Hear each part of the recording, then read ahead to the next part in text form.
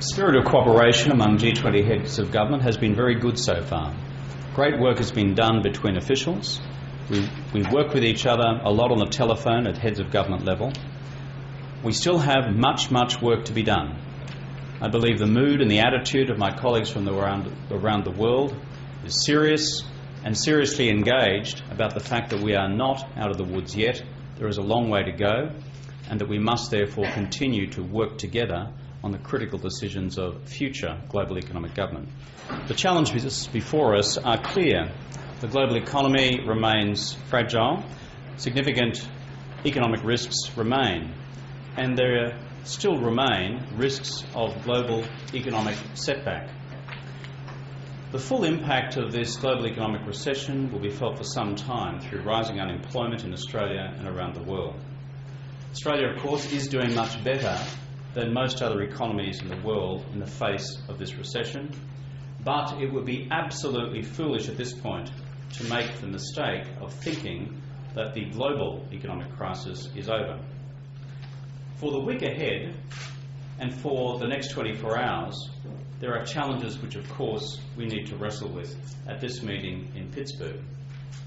Firstly, we've got to confirm the implementation of our existing commitments made in London on fiscal stimulus, on the reform of the international financial institutions, including the IMF, on continued stabilisation of financial markets, progress in the reform of financial regulations, as well as maintaining our commitments on trade.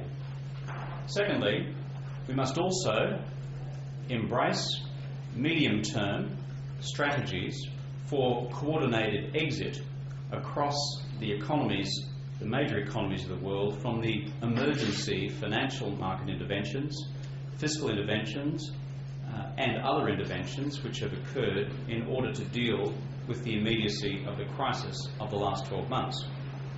And thirdly, we need to craft together a more sustainable economic growth model for the future, because we can no longer simply rely upon a debt-driven consumption model for the future, given that the imbalances inherent within it, underpinned by imbalances globally, have created so many of the conditions which caused or led to the crisis that we experienced over the last 12 months. Time is running out, 76 days I think now to Copenhagen. And one of the questions we've been discussing among each other as leaders is what are actually the staging points between now and then. Because the rubber's got to hit the road on targets, commitments, and on financing, public and private, as well as the other elements of an integrated agreement, what I called a grand bargain between developed and developing countries.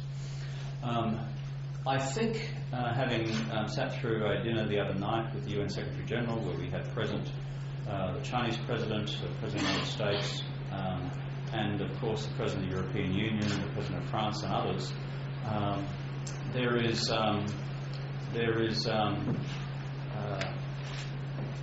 obviously a grasping of the fact that all these three things are linked, and we need to achieve progress in the financing part of the equation if we're to unlock commitments from emerging economies, if we're then to unlock binding targets from developed economies. The other thing is that for the first time so far, through largely the agency of the Europeans, numbers have been kicked around the table for the first time. We would have seen some of those reflected in the public comments by the European Union, by the British and others. For the first time that I have been participating in these discussions, people are now bandying numbers around. What will need to happen, I would hope, through the agency of finance ministers between now and Copenhagen, those to be shaped into concrete options for decision. The problem we have is, frankly, the technical mechanisms necessary to reduce that to bite-sized chunks for decision between now and then. So you don't get that one right, the other two bits of the jigsaw don't fit together. So one invoice says you should be paid in dollars, because if you don't enumerate MPs properly, you end up with rules of lunatic. So he says you should